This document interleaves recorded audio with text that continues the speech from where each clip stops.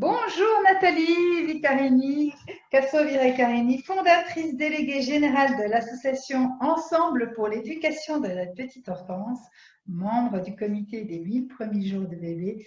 Bonjour Nathalie, je suis ravie de t'accueillir ce soir. Merci Valérie, c'est un plaisir d'être avec toi et avec tous.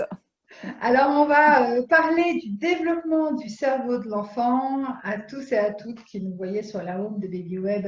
Vous nous envoyez des messages si vous avez des questions à nous poser, on répondra en direct. Alors, Nathalie, on sait que le cerveau se développe jusqu'à peu près l'âge de 20 ans, mais j'imagine que dans la grossesse, pendant la grossesse et les 2 premières années de bébé, le cerveau se développe de manière phénoménale. Qu'est-ce qui se passe en fait pour le bébé? Absolument exponentiel. C'est 700 à 1000 connexions toutes les secondes dans la tête d'un bébé. En fait, quand il naît, il est tout neuf. Il a un cerveau malléable, réversible, mais surtout tout neuf. C'est-à-dire que toutes les expériences qu'il va vivre à chaque instant de sa vie va avoir un impact sur son développement futur.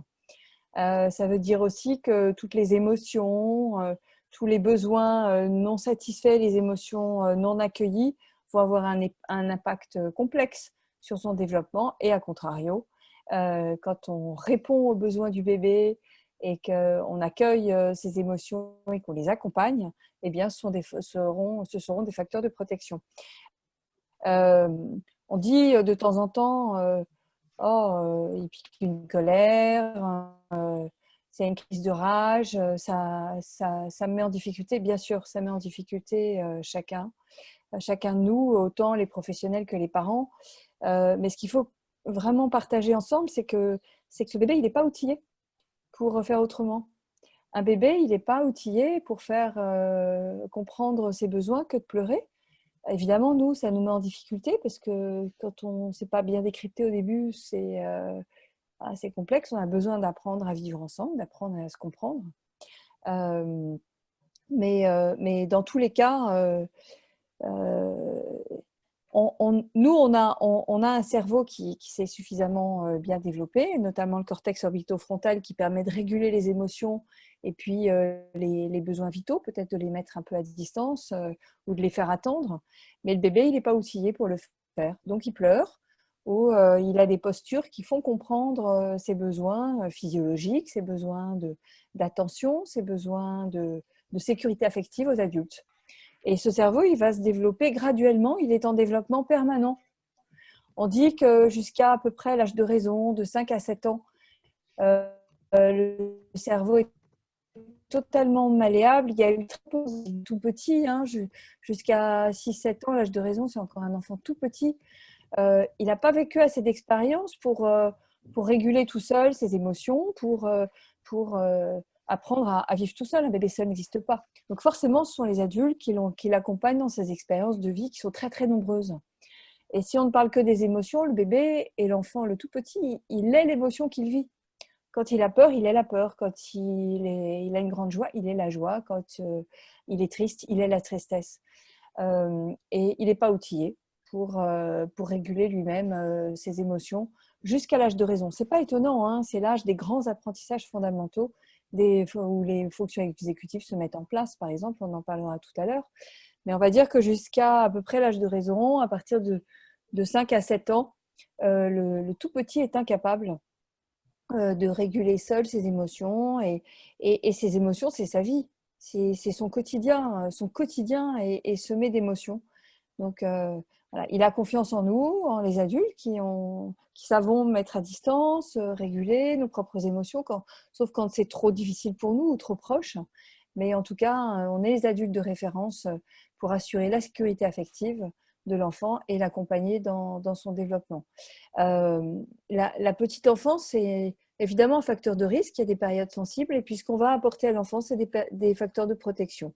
Le plus grand des facteurs de protection, c'est l'attachement, c'est-à-dire la sécurité affective qu'on va nouer avec ce tout petit pour lui permettre d'avancer dans la vie, de bien structurer son cerveau et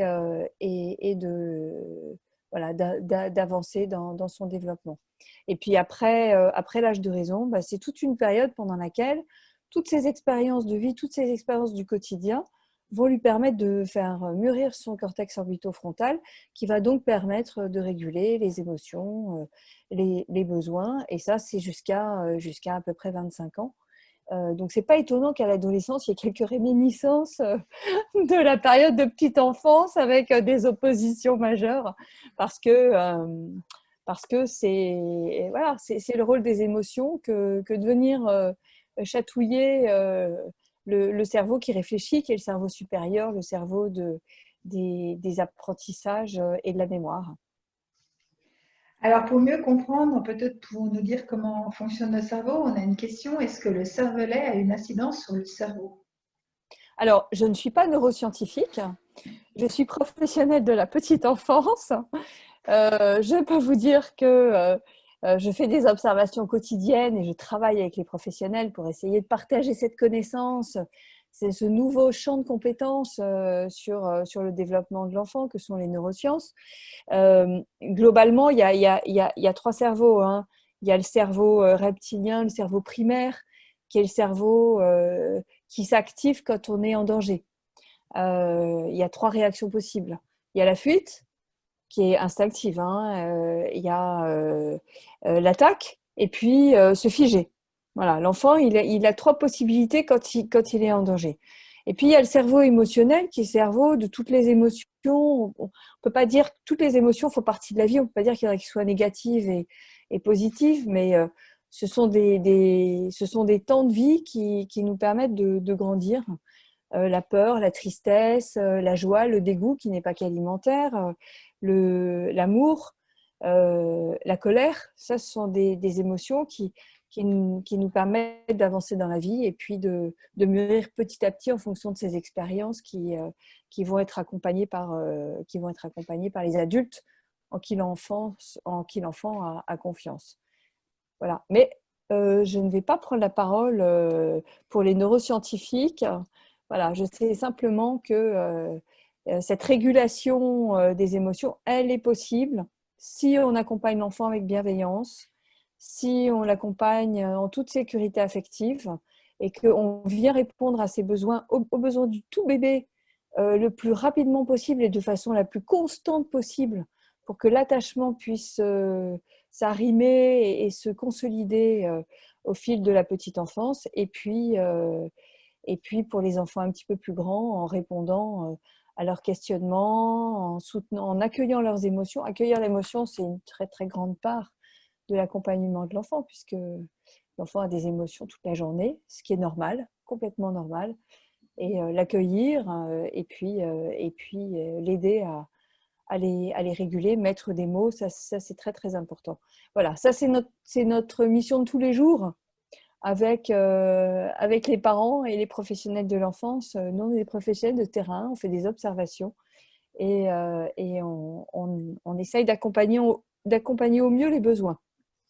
Alors, je me souviens d'un congrès pour les professionnels de la petite enfance qu'on avait organisé ensemble, Nathalie, où on disait que dans ces premières années, c'était une explosion de synapses qui se faisait au niveau du cerveau et que justement ce lien de sécurité, ce lien d'attachement permettait justement à fixer ces connexions neuronales qui se faisaient au niveau du cerveau et qui permettaient à l'enfant cette sécurité, ce développement affectif de vraiment se développer correctement. Il y a un foisonnement exponentiel, évidemment, à la naissance, puisque le bébé, il va commencer à appréhender le monde qui l'entoure. Donc, toutes les expériences sont nouvelles, absolument toutes. Il n'y a pas une expérience qui ressemble à une autre, puisque ce bébé, c'est pas une page blanche, mais il va quand même, il rentre dans la vie avec beaucoup de connaissances. C'est impressionnant les aptitudes déjà de ces bébés, mais les expériences de vie vont lui permettre de structurer sa pensée, son rapport à lui-même, son rapport aux autres et son rapport au monde. Pour les professionnels qui nous écoutent, ils doivent connaître la pyramide de Maslow qui permet de comprendre les réponses aux besoins des enfants. On dirait aujourd'hui avec les neurosciences sociales que, mais ça vous la retrouverez sur notre site Édu Ensemble, que les besoins physiologiques, la réponse aux besoins physiologiques et la réponse aux besoins affectifs sont au même niveau. nos enfants, ils ont besoin d'être en sécurité affective pour avancer dans le monde. Un bébé seul n'existe pas. Même si on répond à ses besoins de nourriture, ses besoins physiologiques, bah, c'est largement insuffisant. Il y a beaucoup d'expériences en la matière et beaucoup d'expérimentation qui nous permettent de comprendre que voilà, si le bébé n'est pas attaché, s'il n'y a pas de sécurité affective, eh bien, il va pas grandir dans son développement. Alors, tout à l'heure avec Isabelle Fillosa, Isabelle s'est absentée pour ouvrir à son chien, et bien moi je vais m'absenter pour ouvrir à mon chat. Parce que Non. il est là et il attend. Donc voilà. Vous êtes incroyables tous les deux. À ses besoins. Vous nous faites des démonstrations en direct avec vos chiens et vos chats. Alors, en conséquence, comment pouvons-nous aider l'enfant à mieux gérer ses émotions? Donc, on a dit tout à l'heure que l'écouter, écouter, recevoir, accueillir son émotion. Est-ce qu'il faut aussi qu'on partage les nôtres? Est-ce qu'il y a des éléments que tu peux nous donner, Nathalie? Ah oui, avec plaisir. J'ai fait un petit live tout à l'heure à 16 h. On en a beaucoup parlé parce que ça correspondait à des réponses, à des besoins de parents et quelques professionnels. Mais Isabelle en a certainement très, très bien parlé aujourd'hui. Je vais peut-être donner 2 exemples. Un bébé, enfant de 2 ans, dans une poussette qu'on promène dans la rue. Son parent est là et ce bébé tout d'un coup rentre dans un état de crise de rage et inconsolable. Je vous le dis d'autant plus que je l'ai vécu. Alors vous regardez autour, vous comprenez pas qu'est-ce qui se passe, puis vous voyez un énorme chien qui vient de passer devant la poussette. Ce bébé, c'est la première fois qu'il passe devant un gros chien comme ça. Est-ce qu'il sait, ce bébé, que ce chien est attaché à une laisse et que cette laisse est dans les mains de son propriétaire? C'est la première fois qu'il vit cette expérience. Il a eu très peur. Voilà, le parent se dit il ne se passe rien, tout va bien, il n'y a pas d'explosion, il n'y a pas de danger autour. Il dit à son bébé, écoute, tout va très bien, maintenant on avance, on rentre à la maison, on est en retard. Ce bébé, il ne comprend pas les paroles de ce parent. Il ne comprend pas. Lui, il a eu très très peur. Ce qui s'est passé dans sa tête, dans son cœur, dans son corps, c'est que c'est de la peur. Il exprime une émotion par ses pleurs. Et la première chose qu'Isabelle expliquerait sans doute mieux que moi, c'est la reconnaissance. C'est « je reconnais que tu as eu peur ». « Oh là là, mon petit bonhomme, qu'est-ce qui s'est passé ? Qu'est-ce qui ne va pas ?» Comme s'il était blessé. Mais en fait, c'est la réalité. Ce qui s'est passé en lui, c'est comme une blessure. Il s'est passé quelque chose qui a déclenché le circuit de la peur. L'amygdale, le cortisol, tout ça envahit son cerveau et il est incapable de réguler son émotion. Il a 2 ans, il ne met pas vraiment les mots sur cette situation. Donc le mieux, c'est d'accueillir, en effet, de reconnaître l'émotion de l'enfant, de se mettre à sa hauteur et peut-être de lui poser des questions. Mais est-ce que tu as eu peur? Tu es triste? Qu'est-ce qui se passe? Et évidemment, le câlin, la sécurité affective, c'est la meilleure décharge de l'émotion qui envahit cet enfant parce qu'il est l'émotion qu'il vit. Il n'est plus le petit Georges dans sa poussette, il est l'émotion qu'il vit. Voilà, donc se parler et puis se mettre sur la même longueur d'onde. Ça c'est fondamental pour arriver à apaiser et comprendre l'émotion, mettre des mots et apaiser. Alors, on a une question. Comment accompagner les tempêtes émotionnelles ou crises du terrible qui sont quotidiennes, épuisantes pour mon enfant comme pour nous? Ah ben ça, c'est sûr que c'est épuisant. C'est absolument épuisant. Ah ben, on l'a un peu dit et j'ai donné un exemple. Je peux en donner un autre parce que c'est vraiment un exemple qu'on expérimente quasiment tous les jours quand on est parent ou professionnel de l'enfance. Vous avez un petit qui tombe, admettons, il a 1 an et demi, il tombe et puis il y a des petits graviers qui sont sur son genou. Et puis là, c'est une tempête émotionnelle. Vous savez plus quoi faire. Vous êtes dans la rue. Il faut accompagner le grand à l'école. Il vous reste 3 minutes. C'est évidemment très, très perturbant. Puis plus c'est proche de soi, plus c'est compliqué à gérer parce que si notre enfant a eu peur, nous, on a peut-être eu peur aussi. Donc, la première chose à faire, c'est déjà de prendre de la distance. Alors, dans le premier exemple, le chien, il a une laisse, donc on ne voit pas trop le danger. Nous-mêmes, on est rassurés, donc on va pouvoir accueillir l'émotion de notre enfant. Mais dans le deuxième cas, avec notre petit qui tombe, on se dit « Oh là là, c'est pas possible. Il s'est fait mal. Il fait mal, il va falloir courir chez le médecin ou à l'hôpital ou à la pharmacie, selon le degré d'urgence. » Et puis, on n'a qu'une envie, peut-être, c'est de réagir comme peut-être on réagit nos parents. Allez, c'est rien du tout, je souffle et on y va en cours. Eh bien, l'enfant, il ne se sent pas reconnu. Lui, il a peut-être eu peur, il a peut-être mal, il est peut-être très en colère contre lui, il est peut-être triste d'être tombé, on ne sait pas. Donc, qu'est-ce qu'on fait? Évidemment. Et puis là, on va gagner du temps aussi hein, en agissant à hauteur d'enfant. On se met à hauteur de notre enfant, on regarde, on lui dit mon petit bonhomme, c'est dur là ce qui t'est arrivé, vraiment, je suis là avec toi. Et est-ce que tu as eu mal? Peut-être t'as eu peur, peut-être que tu es en colère contre toi-même. L'enfant, s'il n'a pas les mots pour le dire, il a la posture pour le dire, il a un regard, il va acquiescer, il va nous donner des indications, ou alors quand il a les mots, bah, il va pouvoir ajuster avec nous. En tout cas, lui, il sait. Et en accueillant, en faisant un grand câlin, on est sur la même longueur d'onde. L'enfant se sent reconnu dans ce qu'il a vécu et on peut reprendre le chemin de l'école. Alors, je prends un autre exemple. Dans un supermarché. Ah, j'adore celui-là.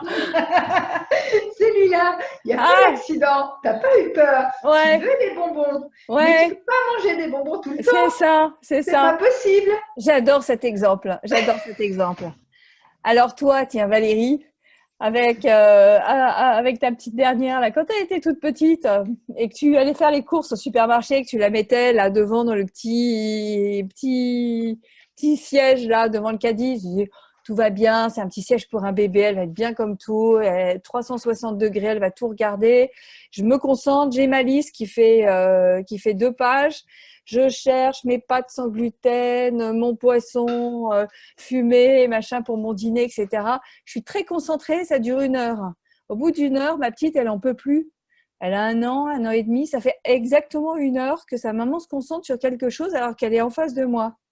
Elle ne me porte pas d'attention, j'ai pas de câlin, elle me parle pas, elle est concentrée sur quelque chose que je ne comprends pas, je vois bien qu'il se passe des choses, mais moi, j'ai des besoins. Quand j'ai cet âge-là, ou peu importe l'âge au fond, j'ai des besoins. J'ai surtout mon besoin de continuité, de sécurité affective et d'attention de ma maman. Eh bien, qu'est-ce que je vais faire? Je vais pointer un truc qui ressemble à quelque chose que je connais. Des bonbons, une sucette, un nounours, un petit jouet, quelque chose, et je vais pointer ça en déclenchant une véritable crise de rage ou de tempête émotionnelle. Vous mettez le mot que vous voulez derrière. Eh bien, qu'est-ce que ça veut dire ça? Ça veut dire, j'existe moi. Moi, je suis là. Et il y a la liste de courses, mais moi, je suis là. Et personne ne prête attention à moi. Je suis en insécurité affective. Donc, je pointe quelque chose que je connais, donc s'il y a un lien. Mais ce n'est pas du tout ça. Même si vous allez chercher le truc, bah, au bout de 5 minutes, si vous replongez dans votre liste de courses, bah, la tempête émotionnelle, elle va redémarrer.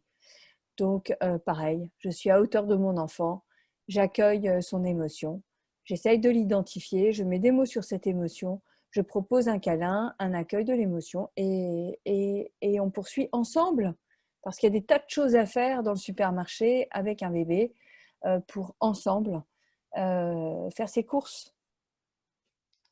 Lui montrer qu'on est là, qu'on est attentif, lui expliquer qu'on a des contraintes. On peut lui expliquer nos contraintes. Ah, ben on peut lui expliquer nos émotions aussi à nous. J'entends les tiennes. Je suis bien embêtée parce que là, je suis obligée de terminer les courses. Il faut qu'on aille à la caisse. On est obligé de terminer. On ne peut pas s'arrêter. Bien sûr, bien sûr. Écoute-moi et je t'assure qu'après, je serai plus disponible pour toi. Exactement. Un enfant, il est capable de comprendre beaucoup de choses, beaucoup de choses. Il le ressent dans son corps, dans son cœur, dans sa tête, dans ses émotions. Il peut comprendre beaucoup de choses. En revanche, être dans la distance affective pendant si longtemps, c'est très très difficile pour un enfant. C'est insoutenable. Alors, autre question qu'on n'a pas traitée, et après on repassera au cerveau le cerveau de l'enfant. Je vais y arriver. Et l'émotion C'est du cerveau aussi, c'est bien. l'émotion du cerveau. Comment accompagner les émotions des enfants dans une classe entière avec 25 élèves? Ah là là là là. Oula, Ah ben, avec un groupe de 8, comme on dit en crèche, les 8 marcheurs, les tempêtes émotionnelles sont courantes. La vie en collectivité, c'est difficile pour un tout petit. Ça, je vous le dirai toujours. Je le constate depuis 30 ans que je suis professionnelle de l'enfance. Nos enfants sont-ils outillés tout petits pour la vie en collectivité? Je ne crois pas. Comment fait-on pour assurer la sécurité affective de nos enfants dans une classe à 25, à 8 dans un groupe de tout petits de 2 ans? C'est pas mieux. Quand j'étais directrice de crèche, ce que j'essayais de faire, c'est d'accorder un petit temps à chacun dans une section ou dans une classe, que chacun se sente reconnu dans la journée à un moment donné. Parce que travailler avec un groupe, c'est difficile pour tout le monde, mais c'est particulièrement difficile pour les enfants qui ont tous besoin d'être reliés à l'autre. Et on parle de l'intensité de la relation. Et ça, c'est notre métier. On fait un métier de l'être. On est présent. On est attentif à nos enfants. On est attentif à là où ils en sont dans leur développement. Ils sont tous différents. On ne peut pas faire de comparaison d'un enfant à l'autre. Et en effet, c'est très, très difficile. Surtout quand ils sont nombreux, comme ça, 25, tout petits, dans une classe de maternelle. Mais quand on arrive dans la journée, on se dit, bon, il y a des choses qu'on ne fera pas. Il y a des choses qu'on ne fera pas. On n'est pas dans les métiers du faire, on est dans les métiers de l'être. Il y a des choses qu'on ne fera pas. En revanche, j'aurais porté une attention particulière à chacun des enfants dans la journée. Le petit Paul qui s'est fait couper les cheveux la veille chez le coiffeur, peut-être qu'on peut en parler. La petite Lucie qui essaye de faire son dessin, qui voudrait représenter quelque chose et qui se pose plein de questions, on va lui accorder un temps. Ce n'est pas la quantité de minutes, le nombre de minutes qu'on va passer avec eux, c'est vraiment l'intensité de ce moment avec chacun des enfants. Je porte une attention privilégiée à chacun des enfants. Et ça apaise considérablement le groupe. Chacun se sent reconnu et il y a un vrai sentiment d'appartenance au groupe qui peut se mettre en place. je te propose maintenant, Nathalie, qu'on parle des fonctions exécutives. C'est quoi les fonctions exécutives? Eh ben, tu sais, ma chère Valérie, le mieux, c'est de regarder une petite vidéo parce que Ah, cette petite vidéo, elle saura encore mieux le dire, hein, le partager avec notre auditoire parce que voilà, ça dure 2 minutes. C'est tout simple. Hein. C'est la série 10 mois, DISMOI, sur la chaîne YouTube Édu Ensemble. Alors, sa flèche de gauche craque. Avec le son, j'ai le son, moi. ok.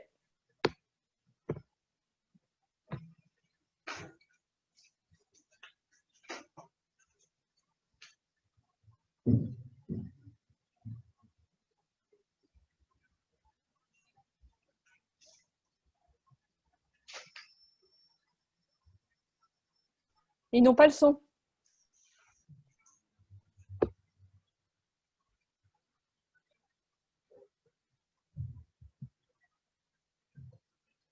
Si.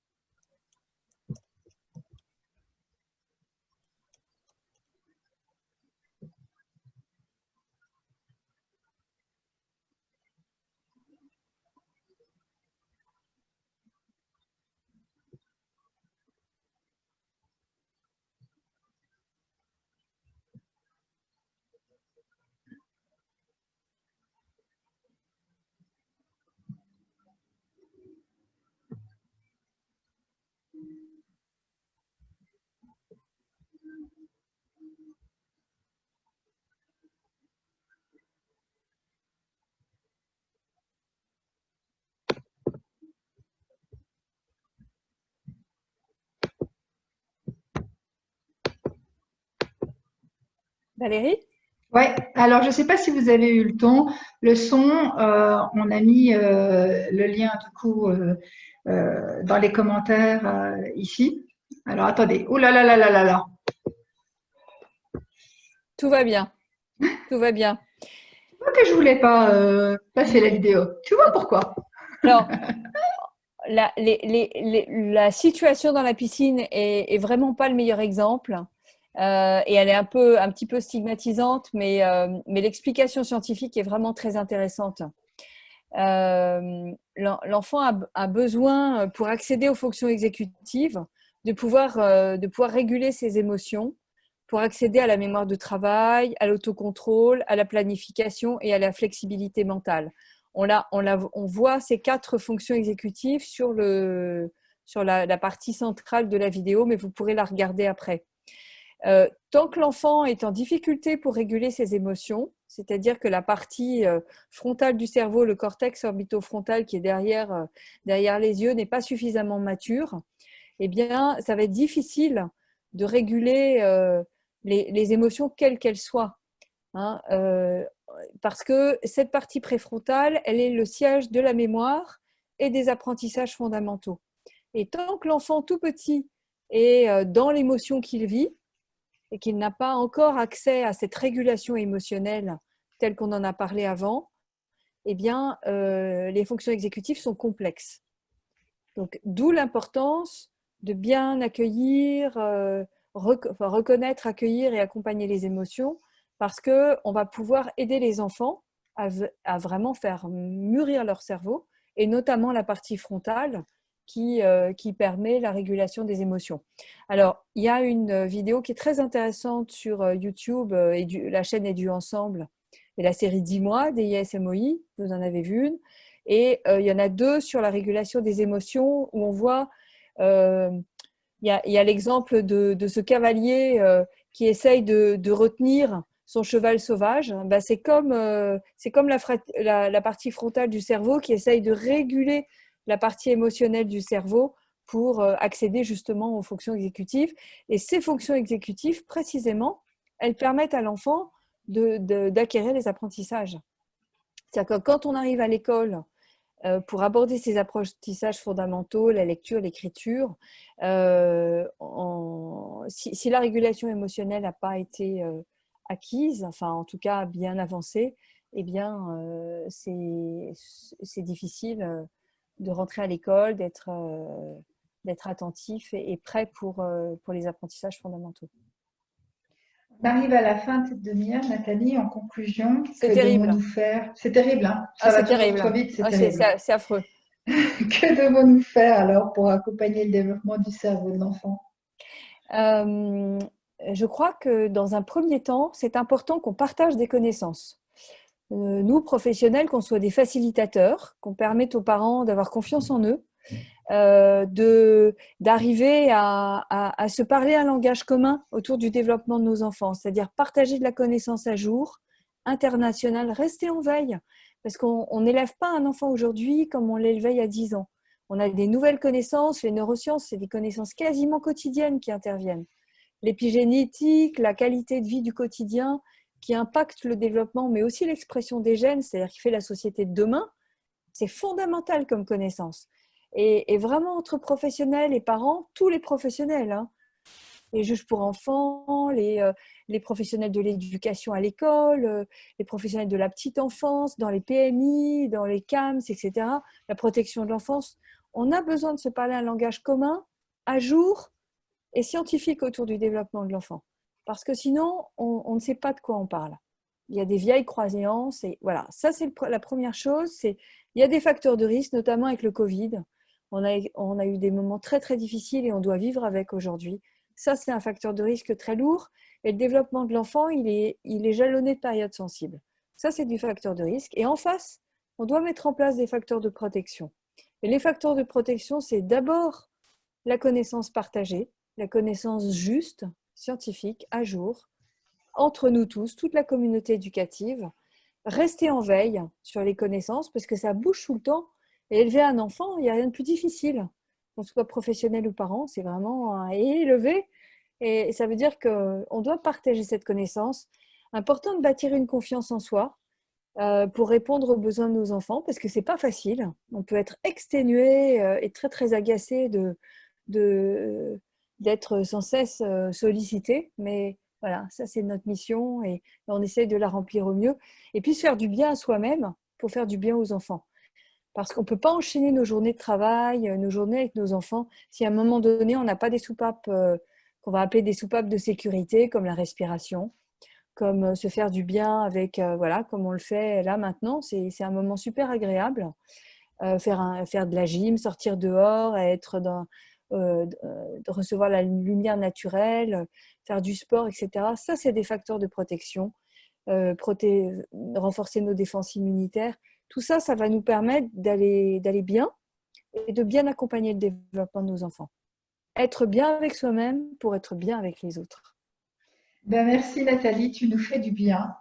On peut retrouver évidemment sur BabyWeb et la page Ensemble pour l'éducation de la petite enfance énormément des temps forts où on va pouvoir continuer à échanger demain avec vous. Je vous invite aussi à aller sur le site d'Ensemble pour l'éducation de la petite enfance. On pose la question des ressources à nous recommander. Il y a plein de ressources et vous êtes vraiment à la pointe des neurologies. Vous organisez des congrès pour les politiques dans le monde entier, avec le partenariat avec le CTE, avec des grandes universités. Donc vraiment, le site Ensemble pour l'éducation de la petite enfance. On vous donne rendez-vous encore en direct à 20h pour parler du sommeil, parce que le sommeil de bébé, c'est un sujet. Et puis, vous pouvez aller sur les pages des exposants et être en contact avec les différents exposants. Merci à tous. Merci Valérie, merci à tous. Et merci Nathalie. À bientôt.